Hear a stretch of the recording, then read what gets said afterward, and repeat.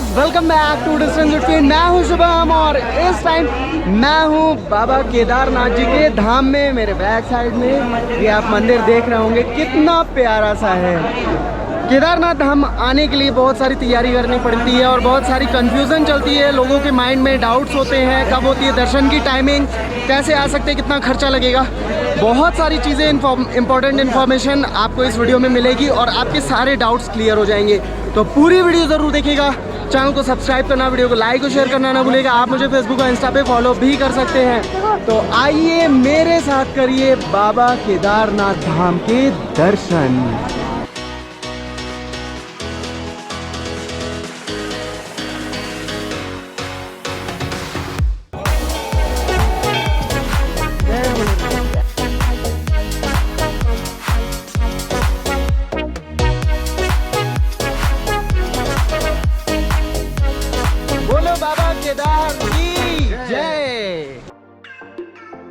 केदारनाथ धाम उत्तराखंड राज्य के रुद्रप्रयाग डिस्ट्रिक्ट के अंडर में आता है और यहाँ पहुँचने का बेस पॉइंट हरिद्वार है, जहाँ से केदारनाथ धाम पहुँचना सबसे आसान होता है।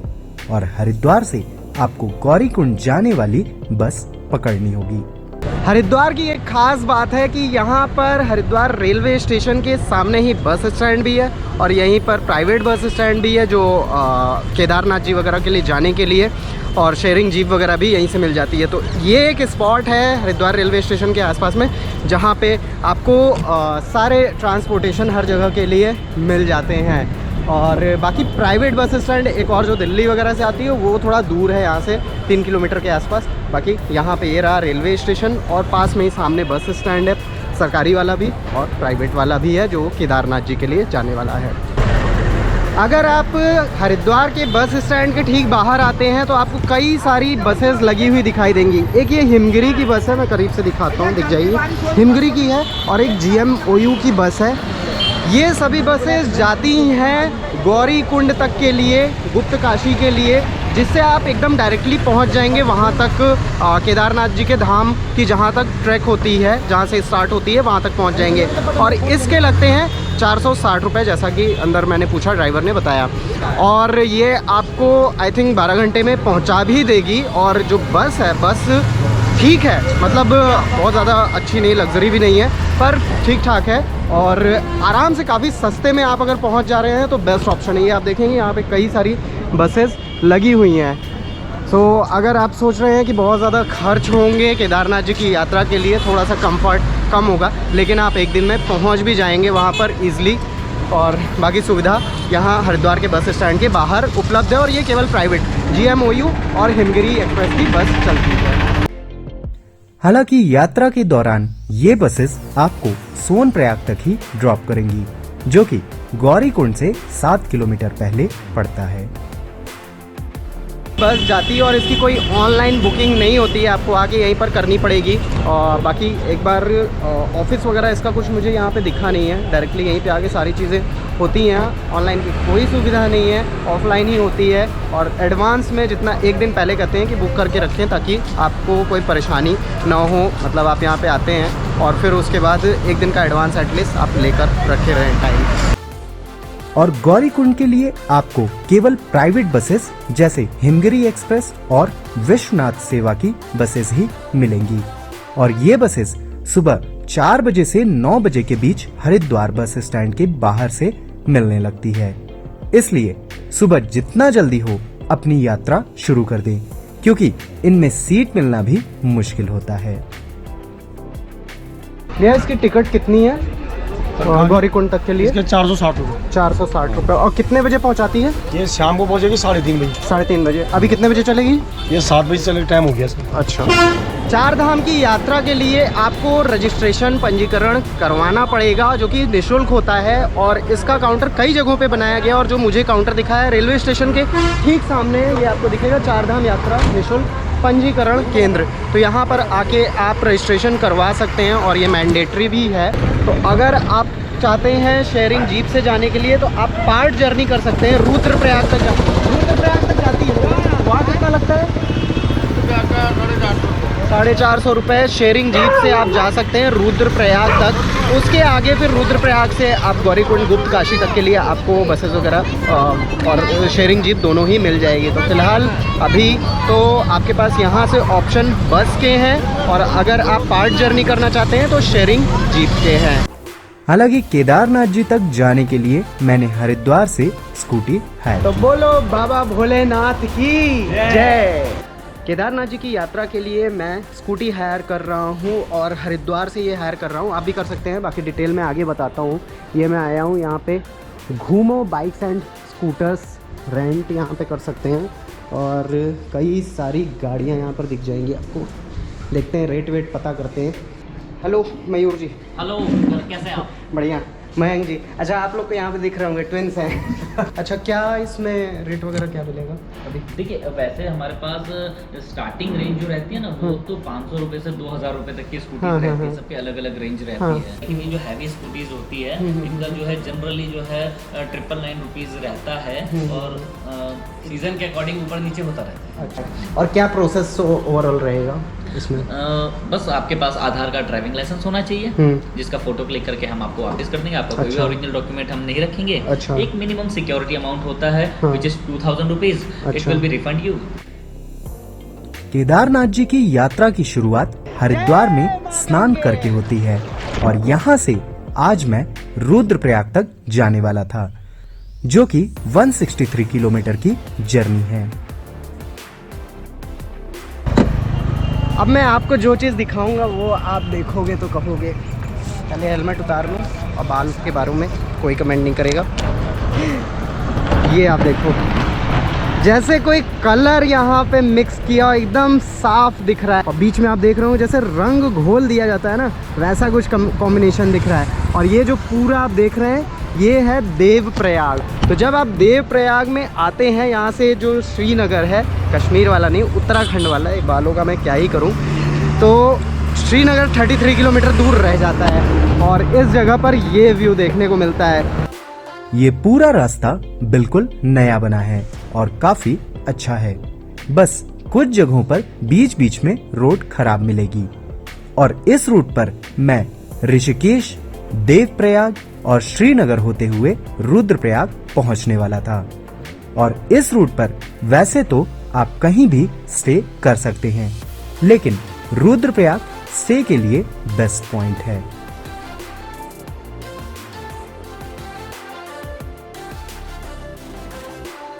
सुबह 6:30 बजे के निकले, शाम को 4:30 बजे मैं पहुंच गया हूं रुद्रप्रयाग में।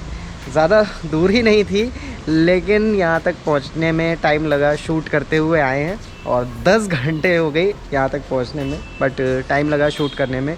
रुद्रप्रयाग में GMVN का जो इको रूम है वो कैसा है मैं दिखा देता हूँ। ये रहा वो रूम जो कि डबल बेड रूम है, और यहाँ पर ये आप बाथरूम देखेंगे, ये भी बड़ा सा है। गीजर वगैरह लगा है, AC नहीं है यहाँ पे ज़रूरत ही नहीं होती है AC की। और सबसे ख़ास होता है GMVN के होटल्स में ये व्यूज़, और व्यूज़ में सबसे अच्छी चीज़ देखेंगे आप, ये 2 नदी का संगम यहाँ पर होता है, और यहाँ पे दोनों आपको देखने को मिलेगा। कलर साफ साफ दिख रहा है, और साथ ही ये व्यूज़ देखो आप, इवनिंग का टाइम हो रहा है, शानदार व्यूज़ है। यहाँ पे डॉर्मेट्री भी है जो कि 300 या 400 रुपये की है, और साथ ही इको रूम है, और एक 800 भी आई थिंक मिलता है, और ये इको रूम है जो कि 1000 रुपये का है।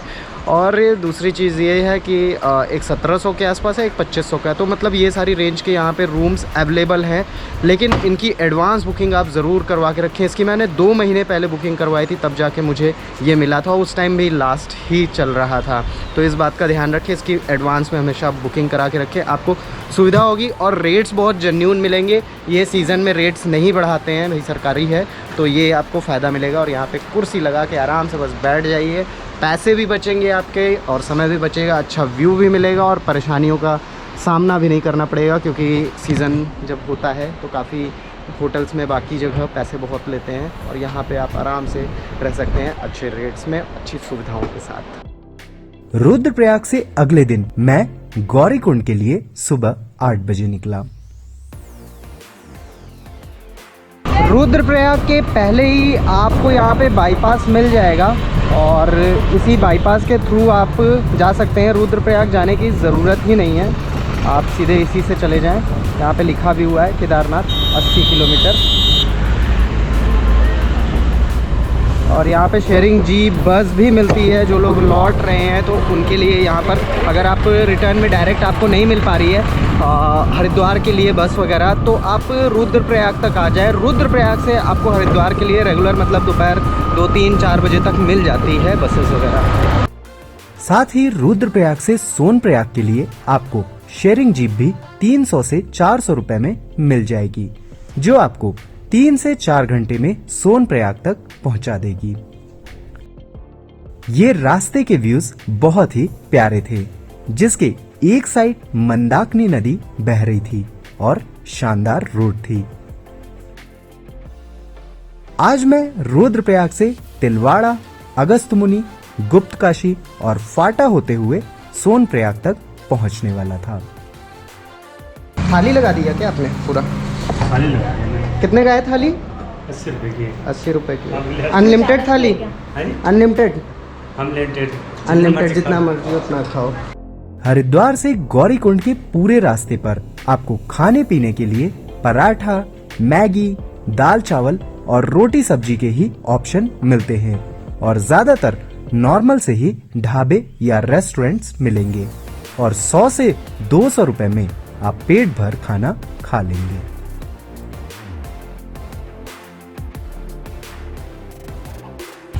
गौरीकुंड के रास्ते में आपको कई जगहों पर होम स्टे वगैरह दिखेंगे। मैं पता करता हूँ रेट्स वगैरह यहाँ पर कितने के हैं, क्या है रेंज वगैरह और किस कैटेगरी के रूम्स थोड़े।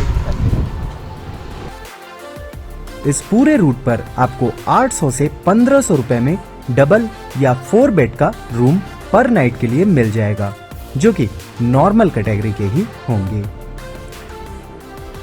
केदारनाथ में 3 जगहों से हेलीकॉप्टर की सर्विस है। पहली नारायणकोटि, दूसरी फाटा और तीसरी सरसी। अभी जिस पॉइंट पर मैं खड़ा हूँ ये है फाटा और फाटा से आपको हेलीकॉप्टर की सर्विस मिल जाएगी और ये सबसे पॉपुलर पॉइंट है। यहाँ से अगर आप हेलीकॉप्टर की सर्विस लेते हैं तो इसके लिए आप ऑनलाइन भी बुकिंग करा सकते हैं, ऑफलाइन भी बुकिंग करा सकते हैं। यहाँ से लगभग इस पॉइंट से लगभग 1.5 किलोमीटर की दूरी पर बुकिंग पॉइंट है, काउंटर है, GMVN का टिकट काउंटर है। आप वहाँ पता कर सकते हैं, पता कर लेंगे, आसपास कोई भी बता देगा।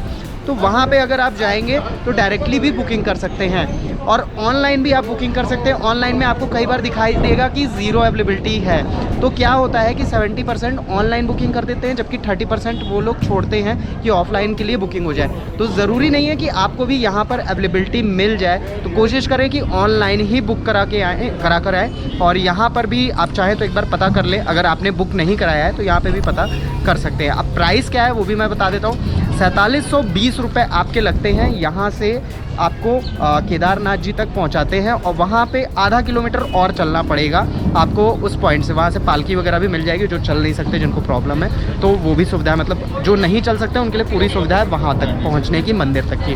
अच्छा, और अगर वन वे का आप कराते हैं तो उसका लगता है आपका 2320 रुपये आई थिंक है, ऐसे ही है। सो ये पूरा प्राइस आपका टोटल है।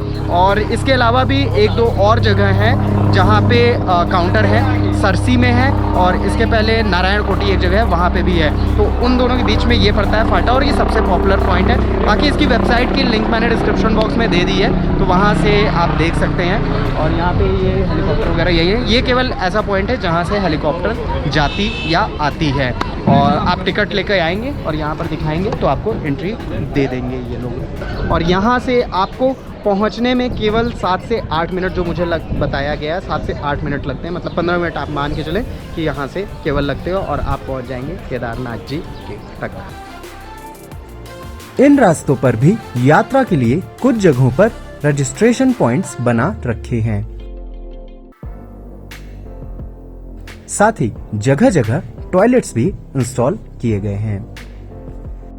फाटा की मार्केट में मैं पहुंच गया हूं और यहां से अब सोनप्रयाग जो है वो 13 किलोमीटर की दूरी पर है, जबकि गौरीकुंड 19 किलोमीटर की दूरी पर है। अब बात यहां की फाटा की जाए तो फाटा में यहां पर आप देखेंगे तो ये पूरी मार्केट है और यहाँ पे होटल्स वगैरह अगर आप लेते हैं, ये आप देखेंगे बहुत सारे यहाँ पर होटल्स वगैरह मिल जाएंगे।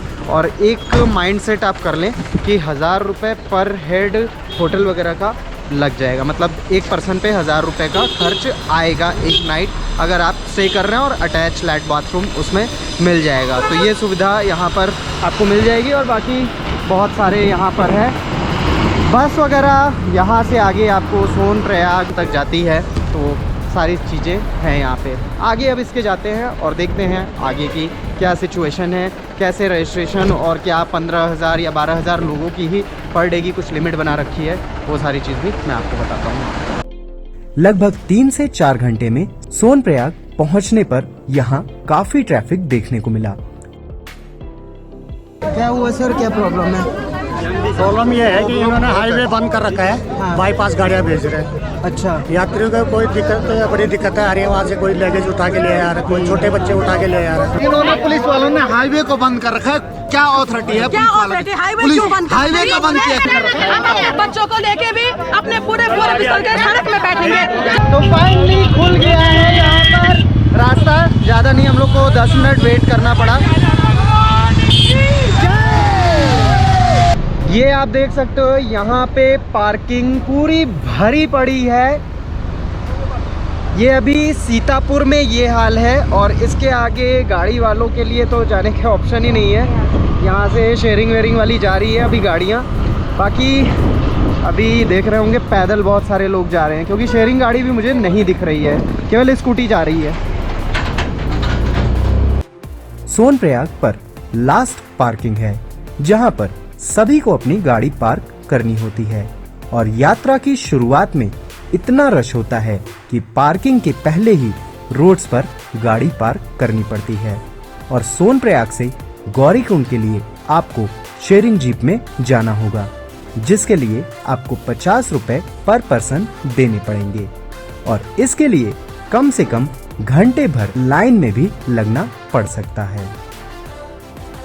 गौरीकुंड से लगभग 1 किलोमीटर पहले ये एक छोटी सी पार्किंग है और यही एक तरह से लास्ट पार्किंग है। इसके आगे आप पार्क नहीं कर सकते हैं और सोनप्रयाग में ही आपको सारी गाड़ियां पार्क करनी पड़ेंगी अगर आप अपनी गाड़ी से आ रहे हैं तो। और दूसरी बात, चाहे कॉमर्शियल हो तब भी आपको वहीं पे पार्क करनी पड़ेगी। अब यहाँ से आपको 1 किलोमीटर पैदल चलना पड़ेगा। चूँकि मेरी यहाँ पर मेरा कुछ मतलब आईडी था, तो उस वजह से मैं आईडी दिखा के मैं यहाँ तक पहुँच गया हूँ। सबको यहाँ तक नहीं आने को मिलेगा, गाड़ियों से कुछ वीआईपी एक्सेस होता है उन्हीं को मिलेगा। अगर आपने गाड़ी, आप सोच रहे हो कि गाड़ी ऐसे कहीं भी खड़ी कर दे जो बाहर लगी हुई है, तो यहाँ पर चालान हो जाता है। वो चालान लगा देंगे और गाड़ी का चालान हो जाएगा। तो इस बात का भी ध्यान रखें कि अगर आप आगे आ जाते हैं तो कहीं भी गाड़ी ना लगाएं। गाड़ी अगर लगाएं तो केवल पार्किंग में लगाएं। यहाँ पे केदारनाथ का पैदल मार्ग होता है यहाँ से स्टार्ट। यहाँ से 16 किलोमीटर आप देख रहे हैं। अब जो ये लाइन लगी हुई है ये सोनप्रयाग तक जाने वाले यात्रियों की है और ये लोग अभी यहाँ से रिटर्न कर रहे हैं, दर्शन करके आ चुके हैं और धीरे धीरे यहाँ से जाएंगे। आज का मेरा स्टे गौरीकुंड में ही था और यहाँ पर भी मैं GMVN के गेस्ट हाउस में रुकने वाला था। तो GMVN का जो हमारा होटल है वहाँ पहुँच गए हैं। अभी यहाँ डायरेक्ट बुकिंग तो हो नहीं रही होगी, मतलब फुल है पूरा। ये यहाँ का प्राइस है, लेकिन बुकिंग आपको एडवांस में करानी पड़ेगी। मैंने 2 महीने पहले कराई थी यहाँ की बुकिंग। यहाँ का इको रूम GMVN का कैसा है वो मैं दिखा देता हूँ। ये 2 सोफ़ा लगा है, थोड़ा पेंट वेंट उखड़े हुए हैं और ये रहा थोड़ी गंदी सी बेड कवर और बेडशीट वगैरह है, बहुत साफ़ सुथरा नहीं है। तो ये यहाँ का रूम है। बाथरूम तो काफ़ी बड़ा सा है, सही सा है और रूम से उतना सेटिस्फाई मैं नहीं हूँ। लेकिन इस टाइम अगर आप 2000 रुपये में डबल बेड का लेते हैं तो सच में ऐसा रूम मिलना मुश्किल है। और हालांकि रूम वगैरह की अवेलेबिलिटी है, पर बहुत ही उल्टे सीधे रेट इस टाइम बाकी जगहों पे चलते हैं। इसलिए मैं कहूँगा कि एडवांस में ही जो भी हो बुकिंग करवा के रखें, बहुत बेटर रहेगा आपके लिए। कैसे बुकिंग कराना है, GMVN की वेबसाइट है, उस पर जाकर आप बुकिंग करा सकते हैं। डिस्क्रिप्शन बॉक्स में लिंक है और महीने 2 महीने पहले बुकिंग फुल हो जाती है, इसलिए पहले से करवा के रखें। केदारनाथ जी तक पहुंचने और दर्शन करने के साथ यहाँ घोड़े, पालकी और सभी तरह के खर्च और यहाँ पैदल रास्ते पर होने वाली परेशानियों के साथ मैं आपको सभी छोटी बड़ी जानकारी नेक्स्ट पार्ट में बताऊंगा। तो पूरी जानकारी के लिए नेक्स्ट पार्ट जरूर देखें और वीडियो पसंद आए तो चैनल को सब्सक्राइब और वीडियो को लाइक और शेयर करना ना भूलें।